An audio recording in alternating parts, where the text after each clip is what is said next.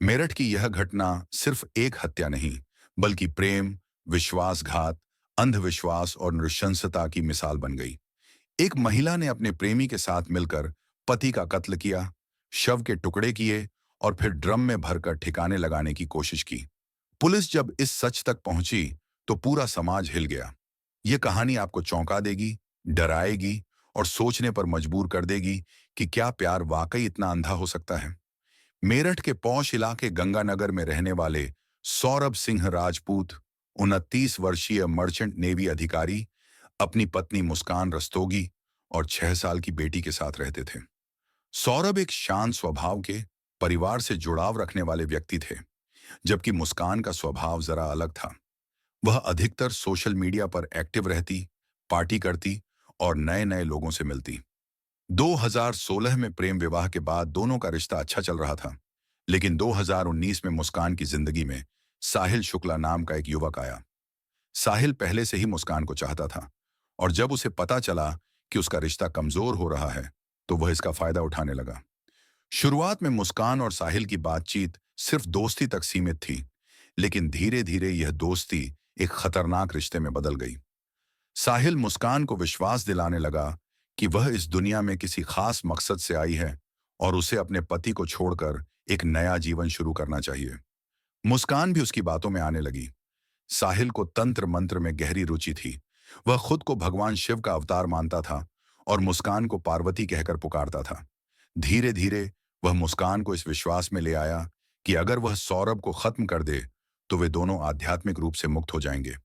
मुस्कान, जो पहले से ही अपने शादीशुदा जीवन से परेशान थी, साहिल की बातों में पूरी तरह से उलझ गई। उसने खुद को एक दिव्य उद्देश्य के लिए तैयार किया और सौरभ को मारने की योजना बनाई। 3 मार्च 2025, वह मनहूस रात, जब सौरभ की जिंदगी का आखिरी दिन था। मुस्कान ने रात के खाने में सौरभ को नशीली दवा मिलाकर खिला दी। कुछ ही देर में सौरभ बेहोश हो गया। अब मुस्कान और साहिल ने अपनी योजना को अंजाम देना शुरू किया। पहला वार, मुस्कान ने अपने पति के सीने में पहला चाकू मारा। दूसरा वार, साहिल ने उसकी गर्दन पर चाकू से वार किया। तीसरा वार, दोनों ने मिलकर उसका सिर धड़ से अलग कर दिया। शरीर को ठिकाने लगाना उनके लिए सबसे बड़ी चुनौती थी। साहिल ने इंटरनेट पर सर्च किया कि शव को कैसे ठिकाने लगाया जाए। उन्होंने शरीर को 15 टुकड़ों में काटा और एक बड़े ड्रम में भरकर उसे सीमेंट से भर दिया, ताकि शव सड़ने के बाद बदबू न आए। हत्या के बाद दोनों ने किसी भी शक से बचने के लिए शिमला और कसौली की यात्रा की। वे वहां जाकर घूमे, मस्ती की और यह जताने की कोशिश की कि उनकी जिंदगी सामान्य है।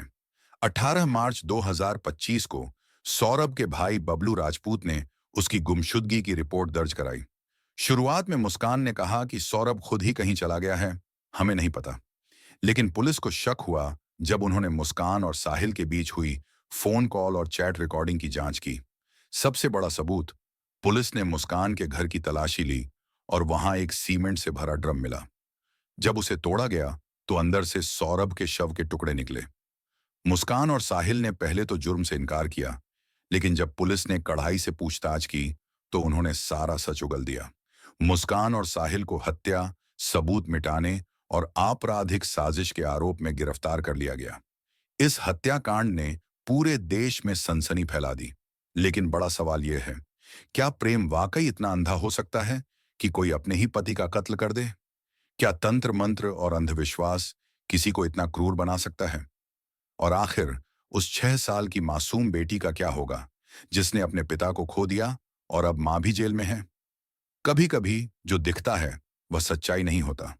किसी भी रिश्ते में अंधा विश्वास करने से पहले हमें यह सोचना चाहिए कि कहीं कहीं तो इस कहानी को हम किसी गहरी साजिश का हिस्सा तो नहीं बन रहे। क्या आप इस कहानी से सबक लेंगे?